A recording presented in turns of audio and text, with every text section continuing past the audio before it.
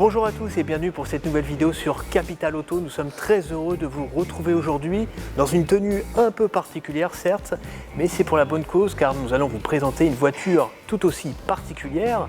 Et pour en parler, nous allons nous replonger dans le passé pour évoquer justement l'Opel Manta, donc un coupé Opel qui est sorti dans les années 70. Et à l'occasion des 50 ans de la production de cet Opel Manta, Opel a décidé de la ressusciter grâce à la pratique du rétrofit, donc qui consiste à transformer une voiture ancienne en véhicule moderne et notamment électrique. Pour nous en parler, nous avons rendez-vous avec Pierre-Olivier Garcia, le responsable du design du projet. Nous sommes à côté donc cette Manta GSE Electromode. Alors première question, qu'est-ce que signifie électromode? Alors électromode, déjà énergie électrique. Inspiré d'un concept qu'on avait en 1971 qui était la GT Electromode, et mode pour modification qui vient du phénomène et du mouvement du rest-mode qui consiste à restaurer une voiture ancienne en la modifiant et la modernisant. Voilà l'histoire du électromode. Alors si je comprends bien, donc, la base est un modèle de 1971. Alors apparemment à première vue il y a beaucoup de choses qui ont changé, mais quelles ont été les différentes étapes dans le changement, dans le cours du projet? La première étape, ça a été déjà de décider un projet qui soit un peu en dehors des normes et de ce qu'on fait traditionnellement avec des concept cars. On voulait un projet qui sorte des marges, qui sorte du lot. Et donc c'est pour ça qu'on est parti déjà sur un véhicule qui roule, qui est homologué. Donc c'est ce que nous permet la modification électrique au niveau du moteur.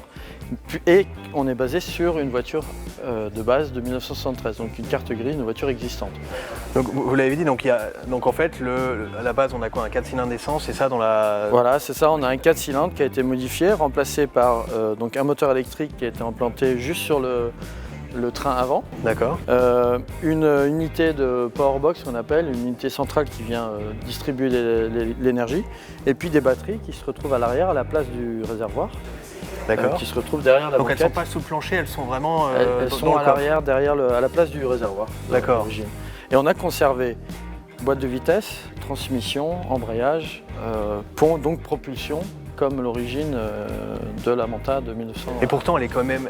On est sur quelle différence de poids? Elle est plus lourde que celle d'origine, j'imagine. On a pris un petit peu de poids, entre 150 et 200 kg, mais ça reste raisonnable comparé au poids de base qui était assez léger. Donc on a un système de freinage spécifique, on a... Alors, en effet, le rest-mode consiste aussi à mettre à jour à la fois les trains roulants. Donc on a une mise à jour, on avait des tambours, on est venu avec des disques maintenant sur les 4 roues.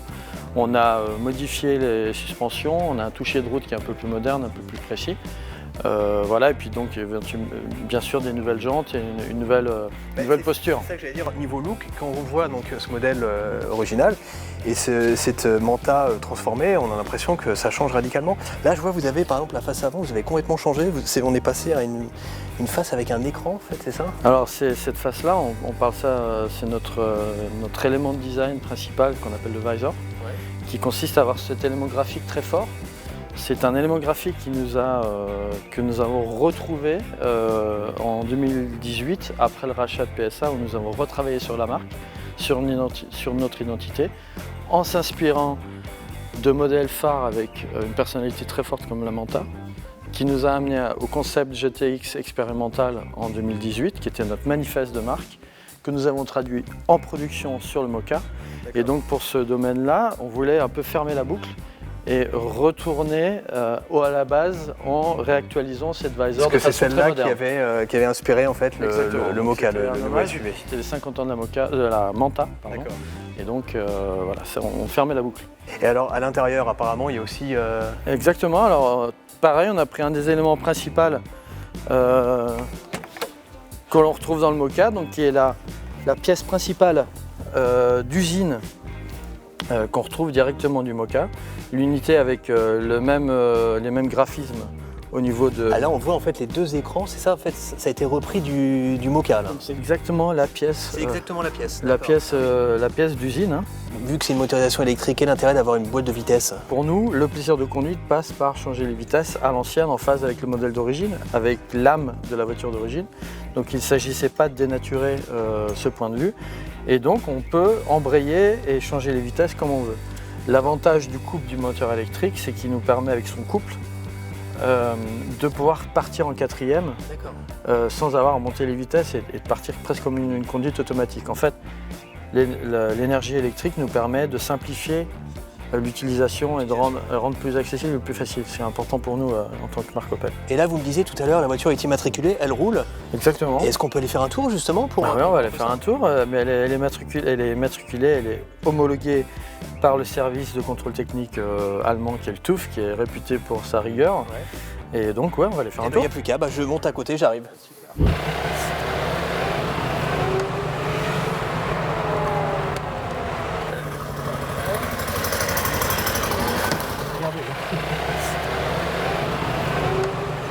Voilà, on est au centre de Paris.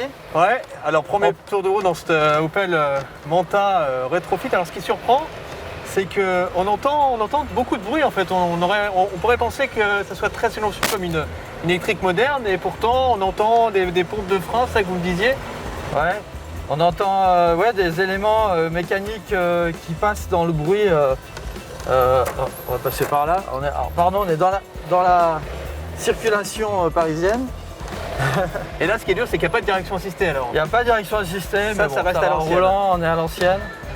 C'est éventuellement quelque chose qu'on pourrait améliorer, mais pour l'instant, voilà. Et là, vous voyez, je suis en ville. Je me suis mis, là je suis en 2, mais je peux même me mettre en 4. En 4, elle avance sans problème. Là, je suis en 4 et il n'y a aucun problème. On va tourner à droite. Donc vous voyez qu'on a bien le digital. Ouais, c'est pas un sens interdit. Donc en ville, on n'a pas envie de changer la vitesse. On reste. On peut rester, on freine, on n'a pas besoin de débrayer, il n'y a aucun souci. Donc voilà, c'est facile en fait à conduire. Ouais. Il n'y a que les scooters qui font du bruit. Et on est sur quel ordre d'autonomie à peu près avec la batterie? Là on a visé une autonomie de 200 km dans une vraie utilisation. D'accord, ah oui quand même, donc on peut faire on peut rouler un peu. Ouais.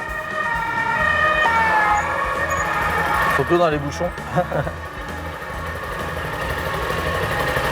Mais du coup dans les bouchons, le problème qu'avaient les anciennes, c'était le moteur qui chauffait. On n'a plus ce problème. On n'a plus de problème de bruit, de gaz d'échappement, des choses comme ça.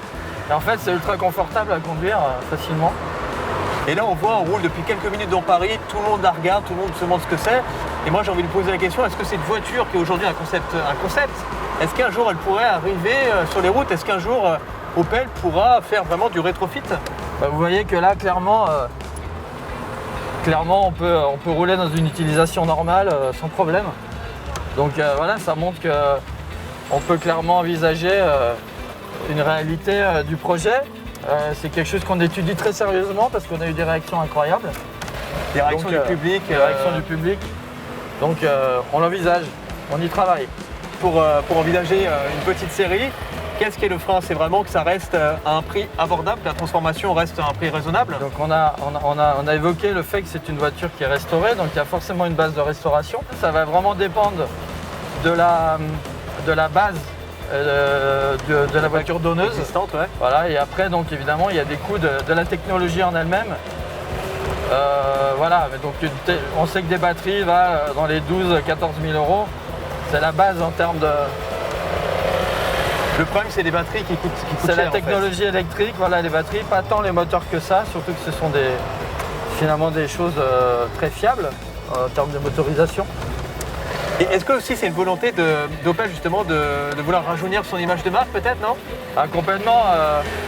L'objectif de ce projet, c'est d'être visible, de montrer que clairement Opel est vivant et énergique.